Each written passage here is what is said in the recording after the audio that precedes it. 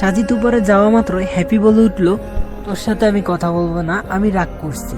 সাজিদ তখন বলল, আমি আবার তোর সাথে কি করলাম? আচ্ছা বল, কি জন্য রাগ করেছিস?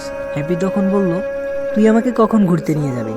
সাজিদ বলল, আরে তুই তো দেখলি আজকে কি টাইম পেয়েছি, আচ্ছা যা, কালকে তোকে বিকালে নিয়ে যাব। এই কথাটা শোনা মাত্র হ্যাপি অনেক খুশি হয়ে যায় আর বলল, সত্যি বলছিস তুই? সাজিদ তখন বলল, হ্যাঁ সত্যি বলছি। আচ্ছা অনেক তো রাত হয়েছে, চল ঘুমিয়ে পড়ি, আমার অনেক ঘুম পাচ্ছে। তারপর ঘুমাতে যাবে, হ্যাপি শুয়ে পড়ল। কিন্তু সাজিদ না শুয়ে দাঁড়িয়ে আছে। হ্যাপি তখন বলল, কিরে ঘুমাচ্ছিস না কেন? তাড়াতাড়ি শুয়ে পড়। সাজিদ তখন মনে মনে ভাবছি কিভাবে যে রাতটা কাটাবে। আচ্ছা যা হবে দেখা যাবে, আল্লাহর নাম নিয়ে একবার শুয়ে পড়ি। তারপর সাজিদ আর কোনো কথা না বলে ঘুমিয়ে পড়ে। সকালে হ্যাপি তাড়াতাড়ি ঘুম থেকে উঠে যায়, কিন্তু সাজিদ এখনো উঠেনি।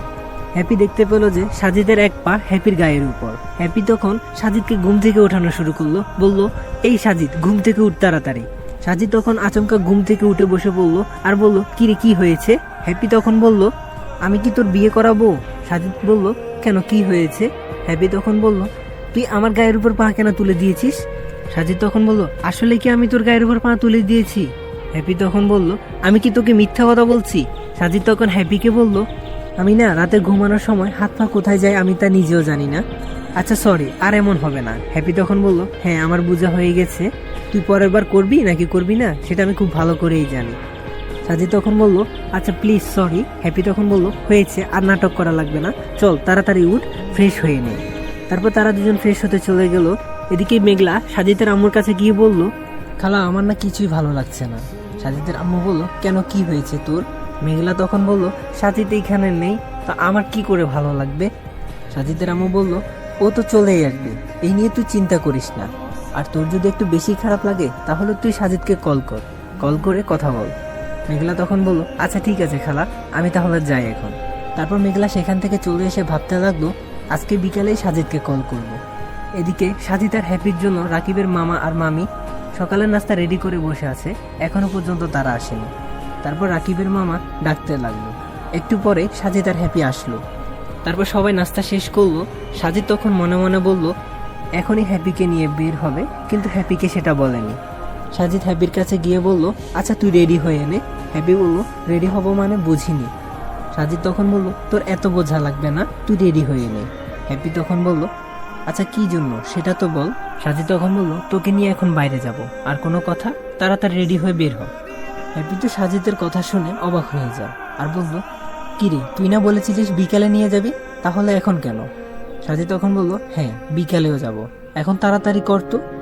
হ্যাপিও আর কোনো কথা না বলে তাড়াতাড়ি করে রেডি হয়ে যায়। তারপর সাজিদ আর হ্যাপি তারা দুজন বাইরে চলে গেল। বাইরে গিয়ে অনেকক্ষণ ঘোরাঘুরি করলো। ঘোরাঘুরি শেষ করে একটা সময় দেখতে পেল যে অনেক সময় হয়ে গিয়েছে। তাই আর দেরি না করে বাসার উদ্দেশ্যে রওনা দিল। বাসায় আস্তে আস্তে দুপুর হয়ে যায়। ভেতরে ঢুকতেই রাকিবের মামা আর আমাদেরকে দেখে বলল, কেমন ঘুরলে? সাজিদ তখন বলল, জি মামা ভালো। আসলে মামা ওর না বাসায় থাকতে ভালো লাগছে না তাই, আর আপনাকেও যাওয়ার সময় বলা হয়নি, কিছু মনে করবেন না মামা।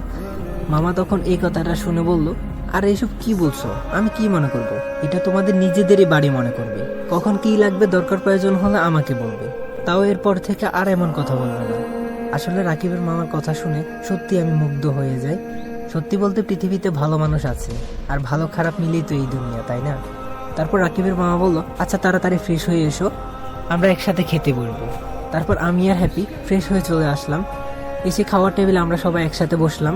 রাকিবের মামা বলল, আমি জানি না তোমরা কি খেতে পছন্দ করো, তবে আজকে তোমার মামিকে বলেছিলাম আমাদের বাংলাদেশে আমরা যেগুলো পছন্দ করি ওইগুলো রান্না করতে। তারপর মামায় বড় বড় দুইটা মাছের মাথা, একটা হ্যাপিকে দিল আর একটা আমাকে দিল। হ্যাপি তখন বলে উঠলো, মামা আমি এত বড় মাছ খেতে পারবো না, আমি আর সাজিদ একসাথে খাবো। হ্যাপির কথা শুনে সাজিদ তখন বলল, ঠিক বলেছিস তুই, আমি আর তুই একসাথে খাবো, আর আমারটা আমি মামাকে দিয়ে দিচ্ছি। মামা তখন বলল, না না তোমরা খাও, আমি খাবো না। সাজিদ তখন বলল, না মামা এটা আপনাকে খেতেই হবে। মামাকে দিয়ে দিলাম। একটু পরে দেখতে পেলাম মামা আর মামি একসাথেই খাচ্ছে। আসলে দেখতে খুব সুন্দরই লাগছে। হ্যাপি তখন বলে উঠলো, আচ্ছা সাজিদ তুই হা কর, আমি তোকে খাইয়ে দিচ্ছি। সাজিদ যেই না খেতে যাবে ঠিক এমন সময় সাজিদের এমন একটা কথা মনে পড়লো। সাজিদ তার বাবার কথা মনে করলো। একদিন এইরকম খাওয়ার টেবিলে বসেছিল, সাজিদের বাবা বড় একটা মাছের মাথা সাজিদকে দিল। আসলে আমার বাবা মাছের মাথা খুব বেশি পছন্দ করত, কিন্তু তারপরে নিজে না খেয়ে আমাকে দিত, কারণ আমি খুবই পছন্দ করতাম। আসলে বাবারা এমনই হয়, সন্তানের জন্য নিজের সব কিছুই দিয়ে দিবে। কিন্তু আমি কখনোই বাবাকে বুঝতে পারিনি। বাবা আমাকে বলতো, দুইটা সময় তুই বাবা কি জিনিস সেটা বুঝতে পারবি। এক, যখন আমাকে হারাবি, আর দুই, যখন তুই নিজে বাবা হবি। আজ সত্যি বাবার কথা খুব মনে পড়ছে, কিন্তু একবারের জন্য বাবাকে দেখতে পারবো না। বাবাকে যে কতটা ভালোবাসি সেটা আর বলা হলো না। সত্যি বলতে আমরা দাঁত থাকতে দাঁতের মর্যাদা বুঝি না, আর যখন হারাই তখন সেটা আমরা বুঝতে পারি। আর আজ হঠাৎ বাবার কথা খুব বেশি মনে পড়ে গেল। এইসব ভাবতে ভাবতে আমার চোখ দিয়ে পানি চলে আসলো। হ্যাপি তখন বলল, কিরে সাজিদ, তোর কি হয়েছে? তুই কান্না করছিস কেন? সাজিদ তখন বলল, আমার কিছু হয়নি, দে তুই আমাকে খাইয়ে দে। সাজিদ একটু খেয়ে উপরে চলে যায়। হ্যাপি তখন বলল, সাজিদের এমন কি হলো আমাকে জানতেই হবে। তাই হ্যাপিও আর দেরি না করে উপরে চলে গেল। উপরে গিয়ে দেখে সাজিদ এখনো কান্না করছে, আর পেছন থেকে হ্যাপি বলল, কিরে তুই আবারও কান্না করছিস? সাজিদ তখন বলল, আমার কিছু হয়নি, আমার চোখে একটু ব্যথা করছিল। হ্যাপি তখন বলল, তুই মিথ্যা কথা বলবি না, কি হয়েছে আমাকে সত্যি করে বল। সাজিদ তখন হ্যাপির কাছে গিয়ে হ্যাপিকে জড়িয়ে ধরে কান্না করতে করতে বলল, বাবার কথা খুব মনে পড়ছে, বাবাকে কতটা ভালোবাসি সেটা কখনোই বলতে পারেনি। আজ যখন বাবা নেই তখন আমি বুঝতে পারছি। আমি জানি আমার বাবার উপর আমার অনেক অভিমান ছিল, কিন্তু কি করব, অভিমান করে কি সবকিছু ভুলে থাকা যায়? আজকে যদি বাবা থাকতো তাহলে বাবা কতই না খুশি হতো আমার এমন বদলে যাওয়া দেখে। হ্যাপি তখন সাজিদের কথা শুনে সে নিজেও কান্না করা শুরু করে দিল। আর হ্যাপি বলল, দেখ তুই তো তোর বাবাকে একটু হলেও দেখেছিস, কিন্তু আমি তো সেটাও দেখিনি। আমার তো সেই সৌভাগ্যটুকু হলো না। বাবা কি জিনিস সেটা বোঝার আগে তো হারিয়ে ফেলেছি, কিন্তু তারপরেও বাস্তবতা মেনে নিয়েছি। মাঝে মধ্যে আমারও খুব ইচ্ছে হয় বাবার আদর পেতে, কিন্তু কি করার, ভাগ্যে যে আমার সেটা নেই। আচ্ছা বাদ দে, আর এইসব বলিস না, আমরা শুধু দোয়াই করতে পারবো, এর থেকে বেশি কিছু না। তাই আমি বলি কি, কান্না না করে দোয়াই কর, এটাই ভালো হবে। তারপর সাজিদ চোখের পানিগুলো মুছে হ্যাপিকে বলল, আচ্ছা তোকে না আমি একটা কথা এখনো বলা হয়নি, কিন্তু আমি তোকে বলবো, আর একটু সময় হোক, তারপর তোকে সব কথা বলবো। হ্যাপি তখন বলল, আচ্ছা ঠিক আছে, তোর যেটা সত্যি কথা বলার ইচ্ছা সেটা বলিস, এখন চল বাইরে আমরা ঘুরতে যাব। সাজিদ তখন বলল, আচ্ছা ঠিক আছে, তুইও রেডি হয়ে নে, আমিও রেডি হইনি। তারপর দুজন রেডি হয়ে বের হলো। বের হতে না হতেই সাজিদের ফোনটা কেঁপে উঠলো। সাজিদ তখন বের করে দেখলো মেঘলা কল করেছে। তারপর সাজিদ ফোনটা রিসিভ করলো। রিসিভ করা মাত্রই মেঘলা বলে উঠলো, সাজিদ তোকে না আমি অনেক মিস করতেছি, আমার না একা একা এখানে থাকতে ভালো লাগছে না। সাজিদ তখন বলল, কেন কি হয়েছে?